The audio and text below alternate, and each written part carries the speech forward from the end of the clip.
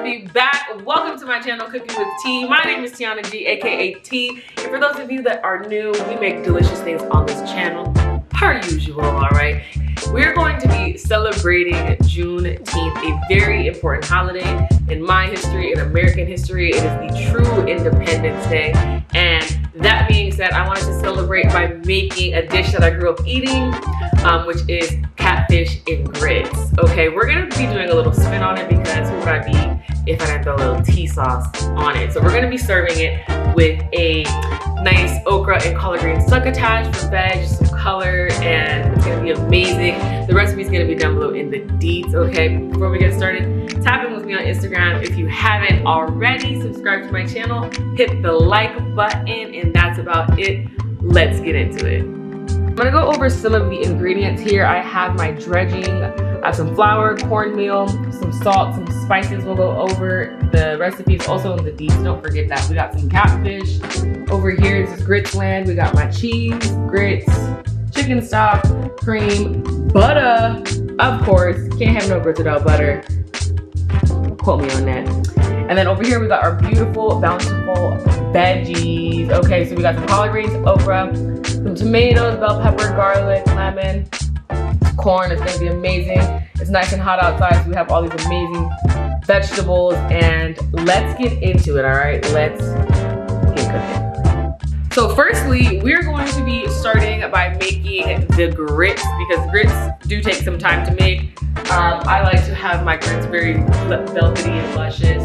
Grits can take anywhere from about 20 minutes, 35 minutes, and that's just that. All right, they need the time to get all amazing, or else they're gonna be a little bit crunchy to the tooth, like a little, I don't know how to explain it, not al dente, but it'll have some bite to it. It'll be gritty.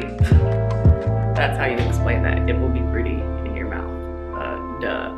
Anyways, let's make these grits. So over on the cooktop, I have oil for frying the fish. I have a saute pan. We're gonna do the veg in, and then I have a little saucepan. I'm gonna add some chicken stock into my pot. About a cup to start. I'm also going to be adding some heavy cream. I'll be using that good heavy cream, all right? It's a little chunky. I should have shook up the bottle, but it's all good. I'm using that good stuff. Into our pot here, I'm also going to be adding some butter, and then I'm gonna pop a lid onto there, and we're gonna bring this into a boil. Okay, so now we're going to get into the veg for our succotash. I'm gonna start by making some corn and moving it into the sink because that's my favorite place to do it. So I just take all the corn hairs off, and now I have a plain piece of corn over here. I like to do a 2-bowl method for my corn cutting, and the corn will fall right into this bowl. Kind of just helps me contain the kernels so they're not just like popping all over the place and running away. So that's how I like to do it. See how easy that was? Love that. You could save this if you like for corn stock or whatever. If not, get rid of it. Set it aside. And then we're going to get into cutting our bell pepper. Okay, so I'm just gonna take our bell peppers and we're going to just slice down into some strips and set the strips aside. All right, so now that they're in strips, you're just gonna take them and very standard chop. Nothing too fancy here. All right, so now that the stock and cream is doing its dance, I'm just going to what we call rain in our grits while we're whisking at the same time to prevent any lumps. We're just gonna whisk, all right? This is very key and essential step to making grits nice and velvety. You can turn your heat down now. You don't wanna have your heat too high in these moments. You wanna have it kind of low. It should be like simmering. Right now is a good time for me to add some salt. Okay, so I zoomed in a little bit so you guys can see the texture changing here. I'm gonna continue to whisk over here. Then as things get interesting, I'll be back. All right, so as our grits are going low and slow, I am going to get into some okra now. Okra is a beloved vegetable, okay? This is a part of my history and my family's history. Being an African American, okra comes all the way from, you know, deep down in the roots of Africa for us. So actually, okra is a very sacred vegetable in the Philippines as well too. I use it in both of my cultures, which is amazing. We're going to just cut it at a bias. That's how I like it there. So we're just gonna cut it at a bias. that. So I'm gonna set the rest aside and we're gonna get into the collard greens. Also another beautiful vegetable and leafy green that has deep-rooted meaning in the culture are collard greens. Okay, I wanted to highlight collard greens and do a little something. I'm not gonna be braising them like we normally would. We're just gonna like toss them into the succotash. All right, so we're going to take the stem of the collard green out, and that's a way to do it. I don't mind doing it like that. You can also rip it out, but for me, I don't really mind doing it like this. I just kind of like cut down like this, and I take the stem out. And I'm just going to stack our leaves beautifully there, and then once we have our leaves like this, we're pretty much just going to chiffonade them. It's actually one of my favorite cuts that I learned. Just like take it out and roll it up, and you kind of just want ribbons of collard greens. And then once it's a chiffonade, I'm gonna cut the chiffonade in half, just so it's like smaller, manageable pieces. And we're gonna get into the next batch. Okay, so I have some beautiful tomatoes, and I'm just going to cut them in half. This is gonna add for a nice fresh pop, some nice brightness into our succotash, and that is beautiful. Okay, so now we're going to get into some garlic. Release the skin from the clove. Just gonna peel it. Okay, so now we have our garlic. We're just going to slice the garlic. Slicey, slicey. Yum. And then we're going to get into our shallot. And then we're going to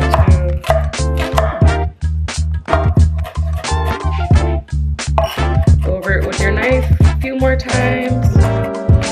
Perfect. All right, y'all, so we're going to get into the catfish bread. First things first, we're going to just take our flour and our cornmeal and we're going to mix it on up. And then here I have some seasonings. I have some smoked paprika, cayenne, garlic powder, onion powder, and some seafood magic blend.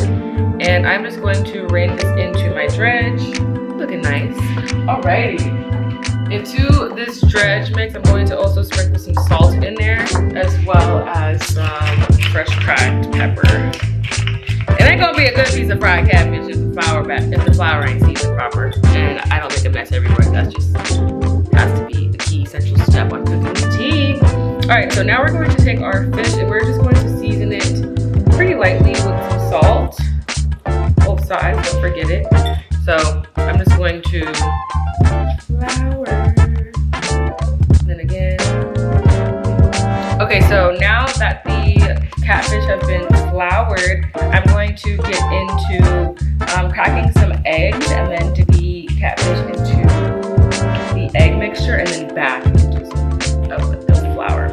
I could put it in a bigger bowl, but I'm not going to put it in a bigger bowl. Okay, don't judge. Alright, so then I'm going to place it back onto the flour and then I'm going to repeat this here.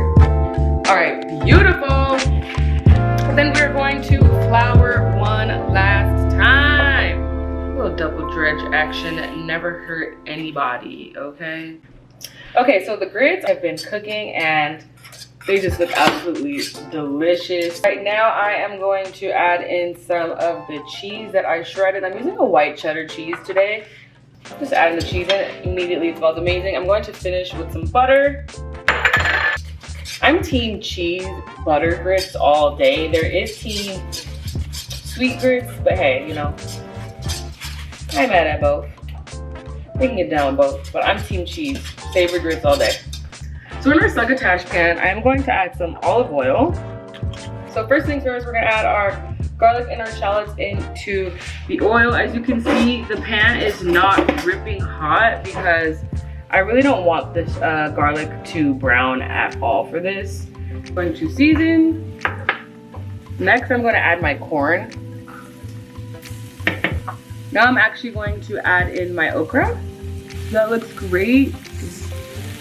All right, so you can see here that we developed some browning on the okra and the corn, which is the perfect sign for us to add in our tomatoes. Add some fresh cracked pepper into this. I just adjusted the camera a little bit because I realized that it's kind of out of focus.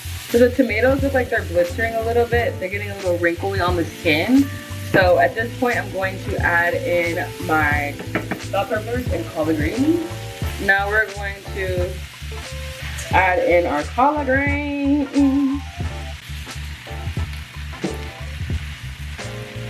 Look how beautiful this is. Look at all these colors.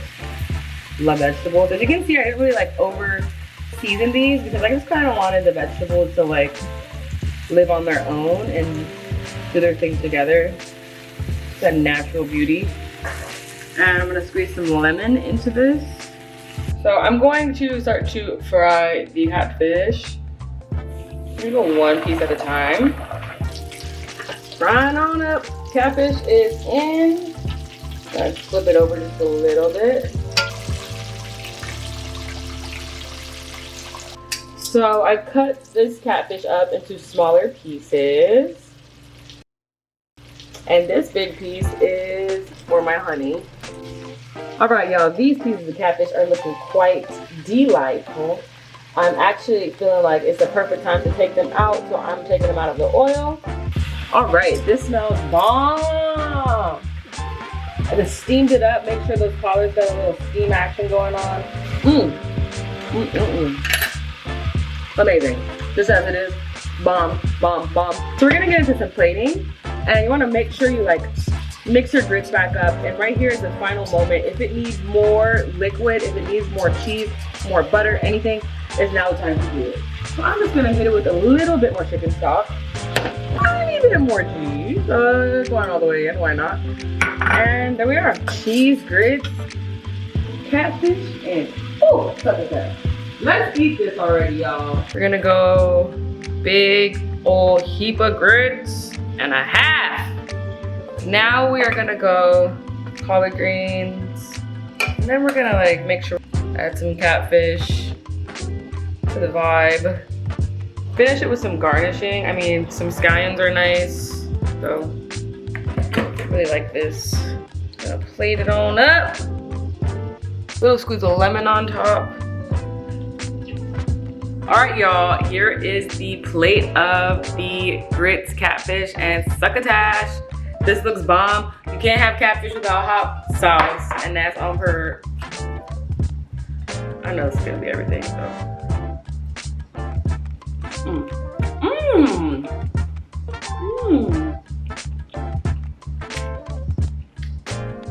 This is spectacular. This is spectacular. Living my best life right now. Flavors are bomb. This is like the flavors I grew up eating, but different. You know what I'm saying? I'm telling you, this is the whole shebang, from the catfish to the succotash to the grits. I'm telling you guys gotta try this recipe out. I hope you guys enjoyed this video. And until next time, peace, love, and blessings.